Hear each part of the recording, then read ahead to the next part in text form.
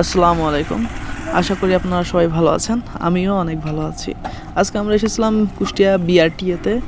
গাড়ির digital number প্লেটটার জন্য অনেক দিন যাবৎ আমি হেনস্থার শিকার হয়েছি। এর আগেও অনেকবার এসেছি। আসার পরে শুধু ডেট দেয়, কোনো পিওর বা কোনো একটা অথেন্টিক কোনো একটা নিউজ দেয় না যে এই তারিখে আসেন বা অমুক ডেটে আসেন, এরকম কোনো কিছু বলে না। তারা বলে শুধু ঘোরায়, মানে একের পর এক ডেট দেয়, একের পর এক ডেট দেয়, এরকম করে করে বারবার ঘোরায়। তো যখন এই 5 আগস্টের পর থেকে মনে হচ্ছে সব কিছু নিয়মই চেঞ্জ হয়ে গেছে। আর বিআরটিএতে গেলে দালালের কোনো অভাব নেই। এ খাবে টাকা, ও খাবে টাকা, এরকম দালালের কোনো অভাব নেই। জাস্ট আমার মনে হয় বিআরটিএটা আসলে সংশোধন করার প্রয়োজন। আর আজকে আমরা যখন কুষ্টিয়া এই বিআরটিএতে গেলাম, তখন যে এনার কাছে বললাম জাস্ট যে ভাই আমার গাড়ির সেই ডিজিটাল নাম্বার প্লেটটা তো এখনও দিলেন না, বললেন 16 তারিখের পর থেকে কার্যক্রম শুরু হবে। তো বললো যে ভাই আচ্ছা আপনার নাম্বার বলেন ইসের। তো আমরা সার্চ দিয়ে দেখতেছি যে আপনার এই নাম্বারটা আসছে কিনা, মানে ডিজিটাল নাম্বার প্লেটটা আসছে কিনা।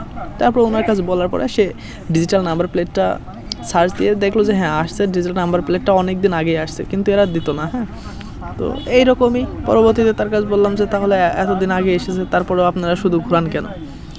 তো এখন আর প্রতিবার একটা জিনিস কি, তার তখন তার অ্যান্সারটা হলো এমন যে আসলে সব সময় তো সব কিছু ফ্রি থাকে না, সবাই ফ্রি থাকে না, এই কারণে হয়তো বা অনেক সময় মিস্টেক হয়। তো বললাম ঠিক আছে। তো তারপরে ইনি একটা কথা বলল যে আপনারা এখন থেকে বিআরটিএতে সব কিছুই স্বাভাবিকভাবেই সব কার্যক্রম চলবে, সো আপনাদের কোনো সমস্যা হবে না। আমার মতে বিআরটিএতে ড্রাইভিং লাইসেন্সের জন্য যখন মানুষ করা হয় যে ড্রাইভিং লাইসেন্সের এখানেও প্রচুর দালাল থাকে, এদেরও সংশোধন করার খুবই প্রয়োজন।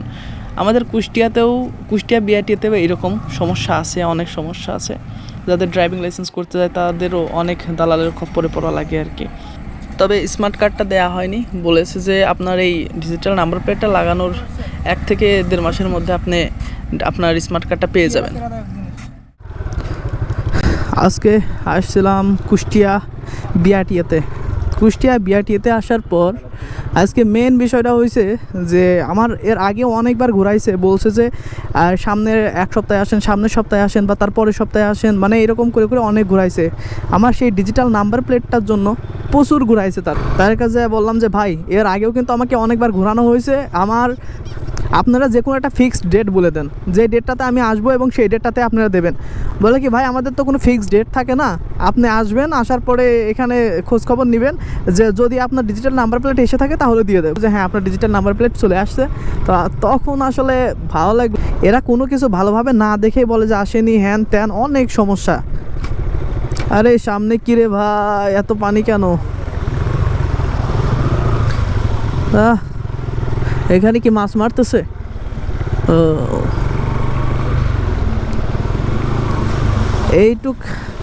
এই জায়গাটা তো অবস্থা খারাপ। দোস্ত পাও উঠা, একদম পানির অবস্থা খারাপ। বৃষ্টি হয়ে আমাদের খুকসার পাইলট স্কুল তো একদম গেছে।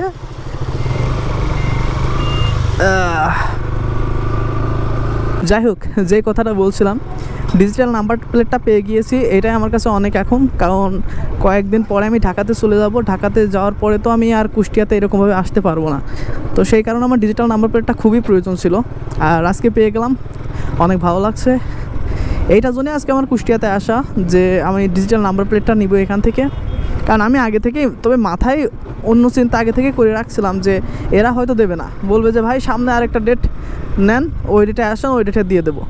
কিন্তু আজকে আর কোনো ডেট নিল না, ভালোভাবেই ডিজিটাল নাম্বার প্লেটটা দিয়ে দিল। এটার জন্য অনেক ভালো হইলো, তাইলে আর আমার কুষ্টিয়াতে আর আসা লাগলো না। আরেকটা কথা জিজ্ঞেস করলাম যে ভাই আমার স্মার্ট কার্ড আসেনি, বললো যে স্মার্ট কার্ড খুব শীঘ্রই পেয়ে যাবেন। আমার ডেটটা বাড়াই দিল, গাড়ির কাগজের ডেটটা বাড়াই দিল, বললো যে আরও 1 বছরের জন্য আপনি এরকমভাবেই চালান। আর এর মাঝে যদি আপনার স্মার্ট কার্ড চলে আসে তাহলে আপনি অবশ্যই পাবেন, এর মাঝেই আপনার ফোনে SMS দেওয়া হবে। তো আমি বললাম ঠিক আছে, একটু তাড়াতাড়ি করেন। বললো কি কোনো কিছু আমাদের হাতে নাই। বললাম হ্যাঁ কোনো কিছু তো আপনাদের হাতে থাকবে না।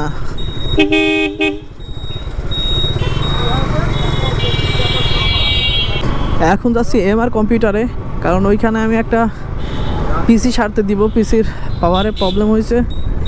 এই যে MR কম্পিউটার। এমআর কম্পিউটার থেকে আমাদের সমস্ত কম্পিউটার কেনা।